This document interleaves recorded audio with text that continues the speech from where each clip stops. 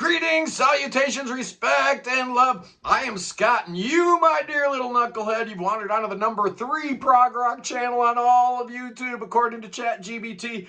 I wouldn't fool around with that. I wouldn't pipe myself up or pump. Oh, wait a second. That's exactly what I do on a daily basis around here. I've been told that I'm too gimmicky. Oh, don't tell me that, boys and girls. Don't tell me that. You know what I'm going to do now. I'm just going to double down on all the weird OTT stuff that I do. So you're welcome for that one. Oh, you guys don't know what you did.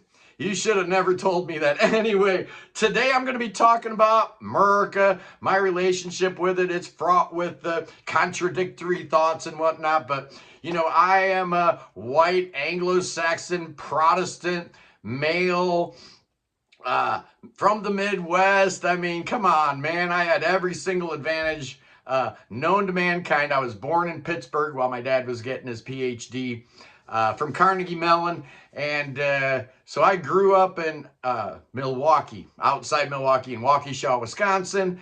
Lived a very normal life, right, man? Middle-class neighborhood, middle-class family. You know, and then my whole world got turned upside down when I was 14 and my dad decided he was going to retire, sell everything we owned, buy a sailboat, sail the Caribbean. So one thing about me that maybe isn't typical of an American is that I've been around. I know a lot of my fellow countrymen.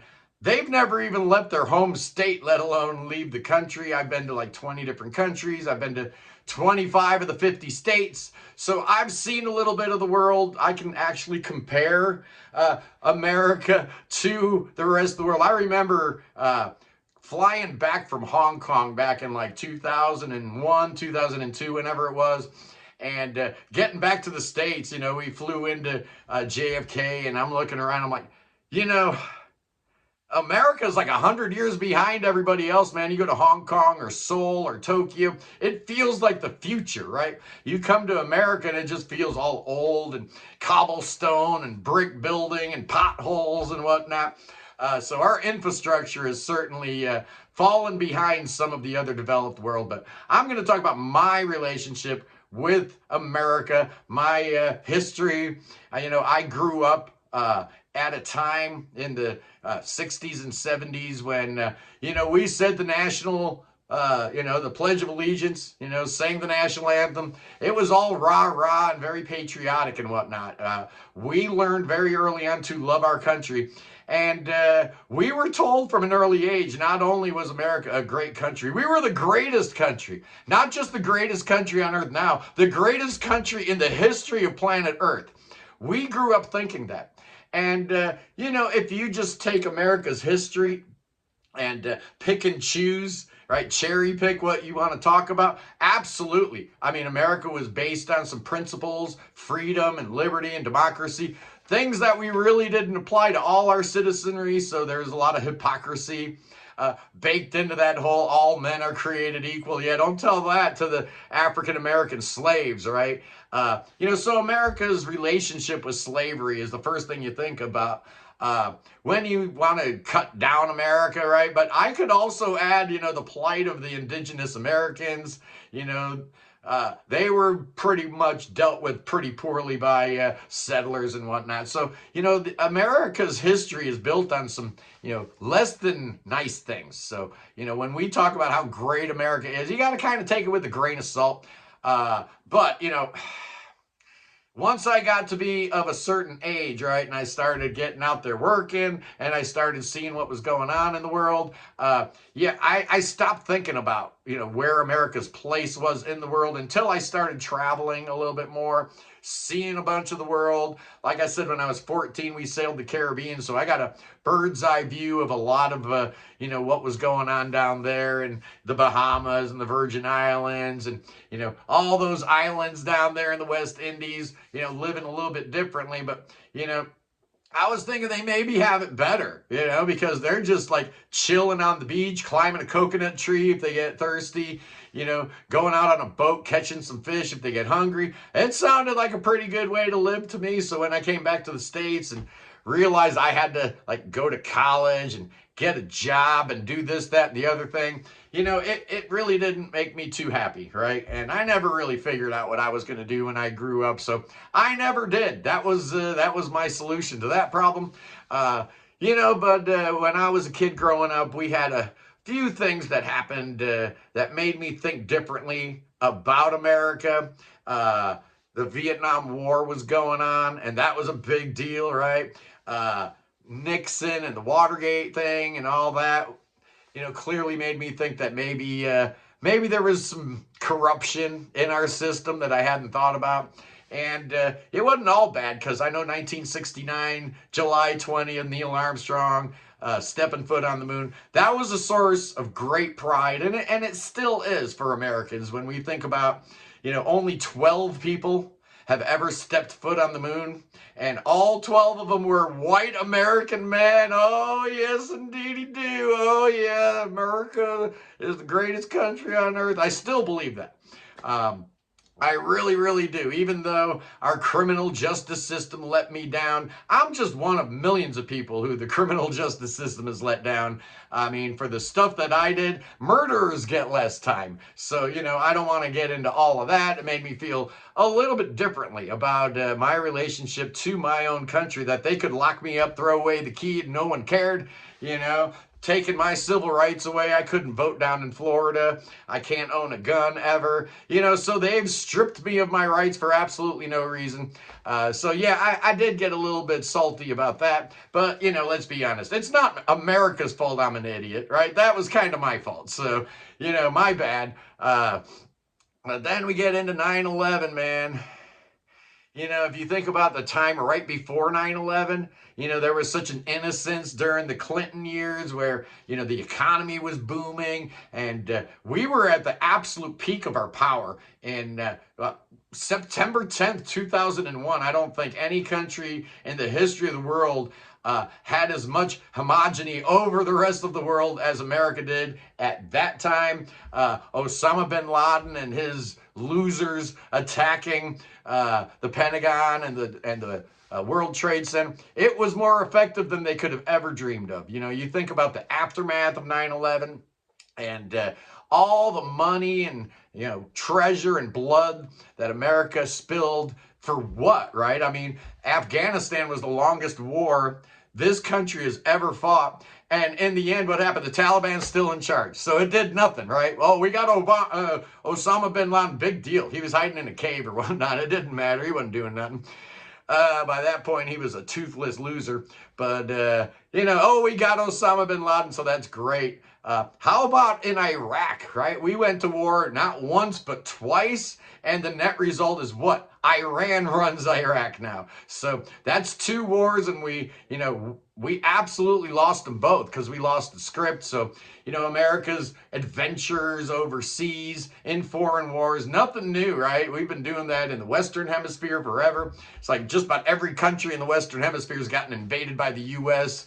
At some point in time or another. Yeah, we got to bring that banana crop in, man. We can't have the locals disrupting that. But, we get into these modern times, right? And something definitely happened in 2008 when Barack Obama was elected. I remember feeling so good, like, we did it, man. We broke through. We are now in a post-race society where people can actually be judged by their merit and not the color of their skin.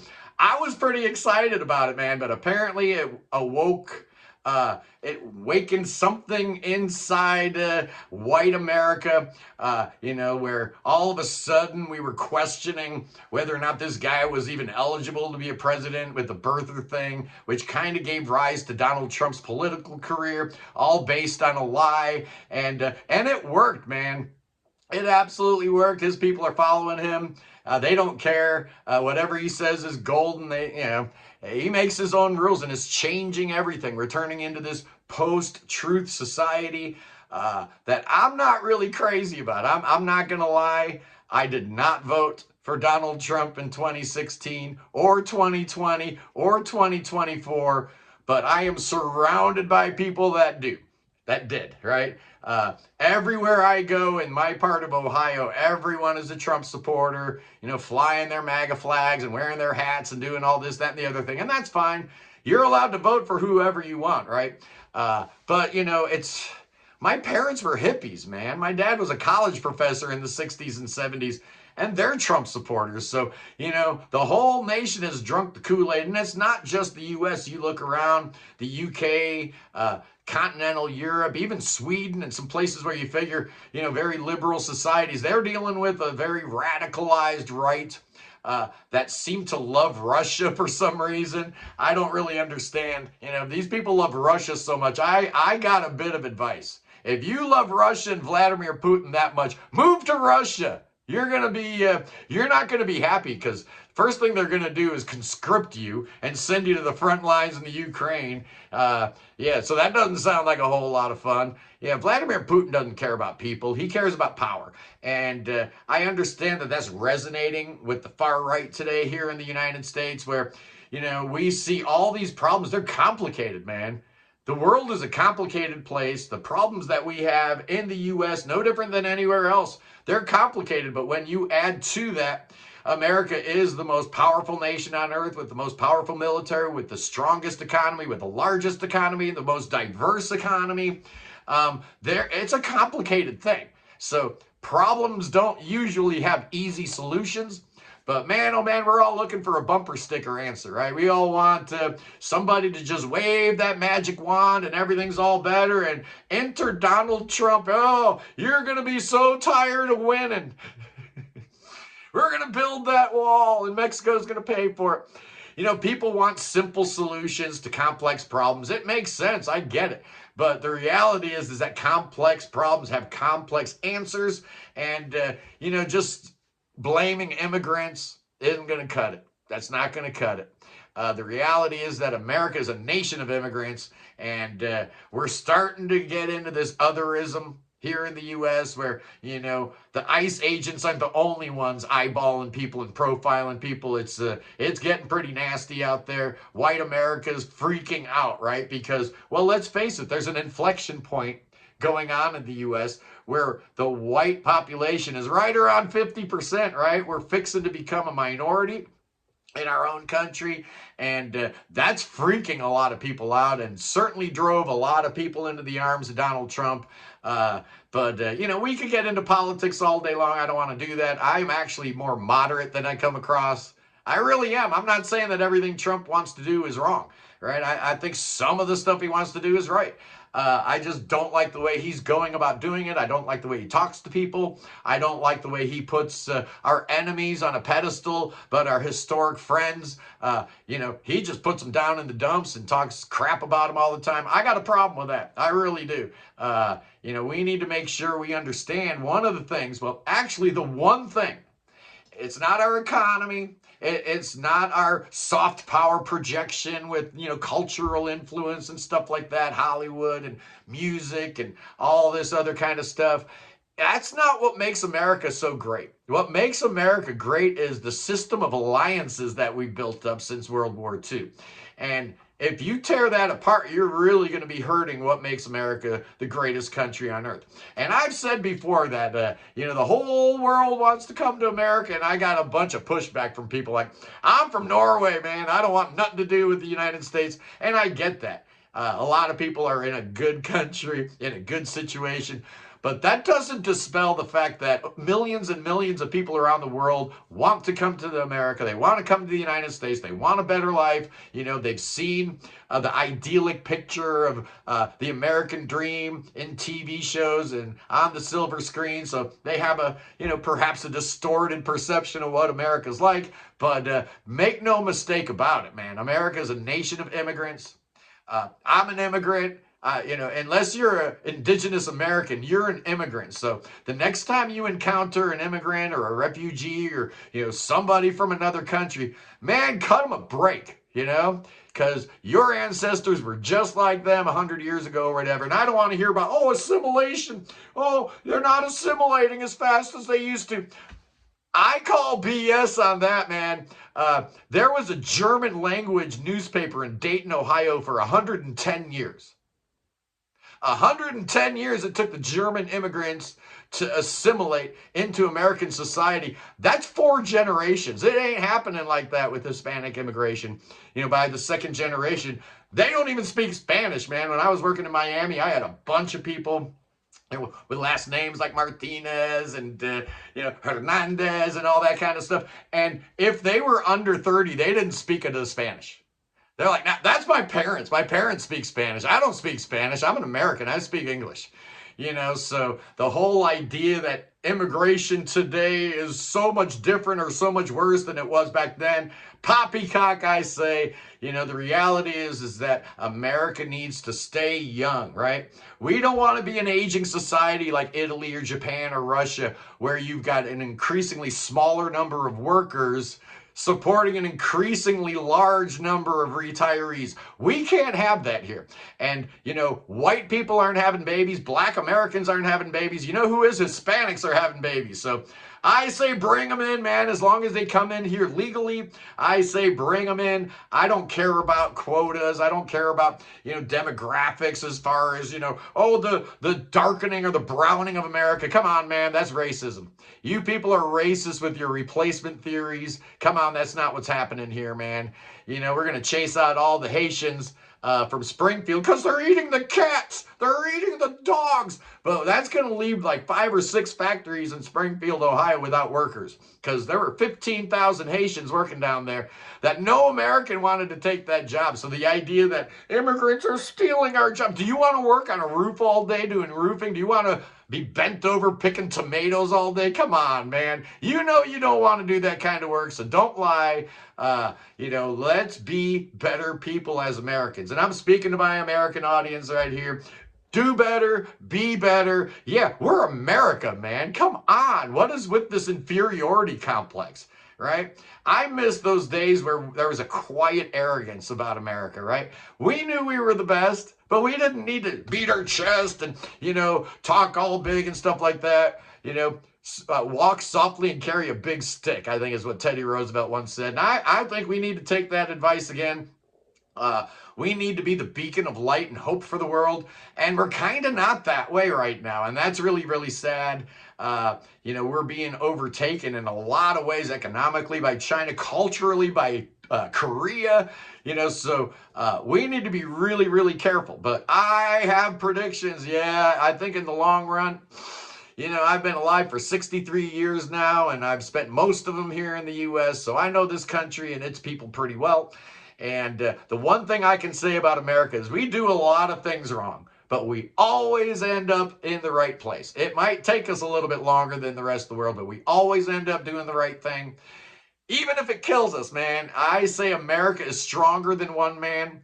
If you're fretting and worried about Donald Trump, it's going to be okay. America's stronger than Donald Trump. America will survive. We've survived world wars. We've survived famines and depressions. We'll survive Donald Trump. No problem, man. I'm not even worried about it. So put that in your pipe, smoke that, and Sunday on the channel, oh, boys and girls, the Sunday live stream, every Sunday at 11 a.m. Eastern, we're going to be talking about 1974, really focusing on Supertramp, as you can see. Got a wall of Supertramp behind me, Rick Davies, R.I.P., what a great, great loss. So we're going to be talking about Crime of the Century. We're going to be talking about Gentle Giant, The Power and the Glory. We're going to be talking about the debut Kansas album, and we're going to be talking about Todd Rundgren's Utopia. I have a feeling we're going to be talking a lot about Supertramp with the tragic loss of Rick Davies. Anyway, boys and girls, I love you guys. Peace in the Middle East, free Tibet, free Ukraine, free your mind, free beer. God save the king. Oh, save that king. We don't have a king here in America. We need a king. Oh, yeah, we do. So come on over, boy. Come on, Chucky. Swim to America. Oh, yeah. You can do the breaststroke. You can do the freestyle. You can even do the butterfly. Oh, yeah, do that butterfly stroke. Just like Michael Phelps. Great American, that Michael Phelps. Oh, yeah, boys and girls. But King Chucky's not done. Once he gets to America, you know what he needs to do? He needs to dance with them snakes. Oh, no. Oh, Chucky's dancing with them snakes. Here, America's the greatest country on earth, but don't tell King Chucky. Oh, no. Oh, no. I'll see you guys Sunday. Peace.